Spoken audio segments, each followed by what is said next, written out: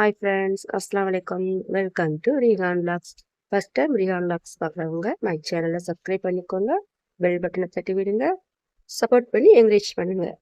3/4 kilo அளவுகளோட தம் பிரியாணி சூப்பராக mutton ஜூஸியாக எப்படி செய்யலாம்னு பார்க்கலாம் வாங்க. 3/4 கிலோ அளவுகளோட மட்டன் பிரியாணி எப்படி செய்யலாம்னு பார்க்கலாம். இது 3/4 கிலோ மட்டன். இது நல்லா வாஷ் பண்ணிவிட்டு ஒரு குக்கரில் சேர்த்துக்கோங்க. சேர்த்துட்டு 1/2 கப் தயிர், 3/4 கப் இஞ்சி பூண்டு பேஸ்ட் எடுத்திருக்கேன். இதில் 2 டீஸ்பூன் அளவு மட்டும் இப்போ இப்போதைக்கு சேர்த்துக்கோங்க. இதுக்கு தேவையான அளவு உப்பு, 2 கிளாஸ் தண்ணீர் சேர்த்து ஒரு 4 விசில் போட்டு எடுத்துக்கோங்க. தண்ணீர் ரொம்ப சேர்க்க வேண்டாம், மட்டன் தண்ணி விடும். கறிக்கு தகுந்தது போல் நீங்கள் விசில் போட்டு எடுத்துக்கோங்க. 75% வெந்து இருக்கிற அளவுக்கு விசில் போட்டு எடுத்துக்கோங்க. 5 பெரிய வெங்காயம், 4 பெரிய தக்காளி, இதில் 2 உலக்கு அரிசி எடுத்திருக்கேன். புதினா கட்டில் 1 கைப்பிடி அளவு, கொத்தமல்லி கட்டில் 1/2 கட்டு எடுத்திருக்கேன். இப்போ வாங்க எப்படி செய்யலாம்னு பார்க்கலாம். 150 மில்லி சன்ஃப்ளவர் ஆயில், குழிக்கரண்டி அளவு 2 குழிக்கரண்டி அளவு நெய், 3 பட்டை, 3 கிராம்பு, 3 ஏலக்காய், 3 பிரிஞ்சி இலை, ஒரு அன்னாசிப்பூ சேர்த்து நல்லா பொரிஞ்சு வந்த உடனே வெங்காயத்தையும் சேர்த்து நல்லா வதக்கி எடுத்துக்கோங்க. வெங்காயம் நல்லா ப்ரௌன் கலரில் வதங்கி வரணும். ரொம்பவும் வதங்கினா வெங்காயம் கசப்புத்தன்மை வந்துடும். ஓரளவு ப்ரௌன் கலரில் வந்த உடனே தக்காளியை சேர்த்துக்கோங்க.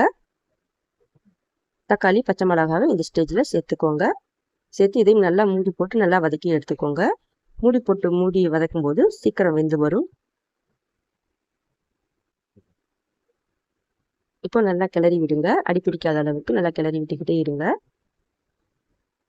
இப்போ 3/4 கப்பு இஞ்சி பூண்டு பேஸ்ட்டில் 2 டீஸ்பூன் அளவு மட்டனில் வேக வச்சுருக்கோம். மீதம் இஞ்சி பூண்டு பேஸ்ட்டை இப்போ இது கூட சேர்த்து பச்சை வாசனை போகிற அளவுக்கு நல்லா கிளறி விடுங்க.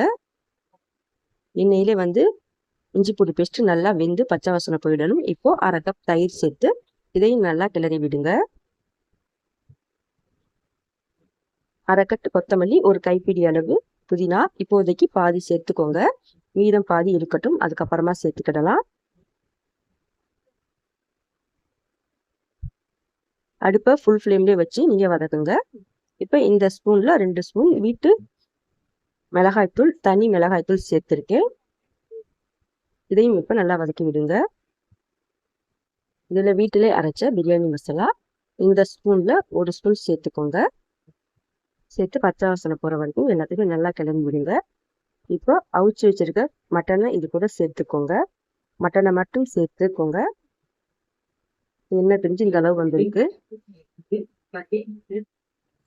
மட்டனை இது கூட சேர்த்து ஒரு 15 மினிட்ஸ் இது கூடவே நல்லா வேக வச்சு எடுத்துக்கோங்க. அப்போதே மட்டன் சாப்பிட்றதுக்கு நல்லா ஜூஸியாக இருக்கும். மட்டனை சேர்த்த உடனே தண்ணி எதுவும் சேர்த்துடக்கூடாது. அந்த மசாலா எண்ணெய் கூடவே நல்லா பிரட்டி மூடி போட்டு மூடி வச்சுக்கோங்க. மட்டனில் ஏற்கனவே நான் உப்பு போட்டிருக்கேன். இப்போ இந்த மசாலாவுக்கு மட்டும் சிறிதளவு உப்பு சேர்த்துக்கோங்க. இப்போ நல்லா மூடி போட்டு ஒரு 15 மினிட்ஸ் நல்லா வேக வச்சு எடுத்துக்கோங்க. இப்போ ஓரளவு நல்லா வெந்து வந்திருக்கு. இதை அடிப்பிடிக்காத அளவுக்கு நல்லா கிளறி விட்டுக்கோங்க. இப்போ மட்டன் வேக வச்ச தண்ணியை இது கூடவே சேர்த்துக்கோங்க. அளந்து எடுத்துக்கோங்க. நான் 2 உலக்கு அரிசி எடுத்துருக்கனால 3 கிளாஸ் உலக்கு தண்ணீர் சேர்க்கணும். இப்போ நான் அவிச்சதுல 1 உலக்கு தண்ணீர் சேர்த்துருக்கேன். தண்ணீர் சேர்க்கும்போது சுடுதண்ணி வச்சு சேர்த்துக்கோங்க. பச்சை தண்ணி சேர்த்தா கறி வறுத்துக்கணும், டேஸ்ட் இருக்காது. இப்போ ஒரு 15 மினிட்ஸ் நல்லா கொதிச்சு வந்திருக்கு. இப்போ 2 உலக்கு சுடுதண்ணி வச்சு இது கூட சேர்த்துக்கோங்க. சுடுதண்ணி ஊற்றும் போது கறி வறுத்துக்கிடாமல் இருக்கும். பச்சை தண்ணி ஊற்றினா கறி வறுத்துக்கிடும்.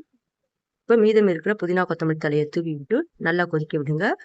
கொதிச்சு நல்லா வந்ததுக்கப்புறம் பாசுமதி ரைஸ் 20 நிமிஷம் கரெக்டாக ஊற வச்சு எடுத்துருக்கேன். இதை நல்லா 3 டைம் நல்லா அலசி எடுத்துட்டு இப்போ அரிசியை சேர்த்துக்கோங்க. உப்பு இதுக்கு தேவையான உப்பு சேர்த்துக்கோங்க. 2 பாகமாக எதுக்கு பிரிச்சிருக்குன்னா, ஒரு காப்பிடி உலக்குக்கு 1 பாகம், 2 காப்பிடி போட்டிருக்கனால 2 பாகமாக பிரித்து போட்டிருக்கேன். நான் ஒருத்தவங்களுக்கு அப்படி போட்டாதான் உப்பு இது தெரியும், அதுக்காக. இப்போ அரிசி உப்பு எல்லாம் சேர்த்ததுக்கப்புறம் மூடி வச்சுட்டு இப்போ ஓப்பன் பண்ணி நல்லா கிளறி விடுங்க. கிளறி விட்டுட்டு ஒரு லெமன் பிழிஞ்சு விட்டுக்கோங்க. பிழிஞ்சு விட்டுட்டு நல்லா மூடி போட்டு மூடி வச்சிருங்க. நல்லா வெந்து வரட்டும் அரிசி. இப்போ இப்போ நல்லா வெந்துருச்சு. இப்போ இந்த ஸ்டேஜில் வந்து நம்ம தம் போட்டுக்கலாம்.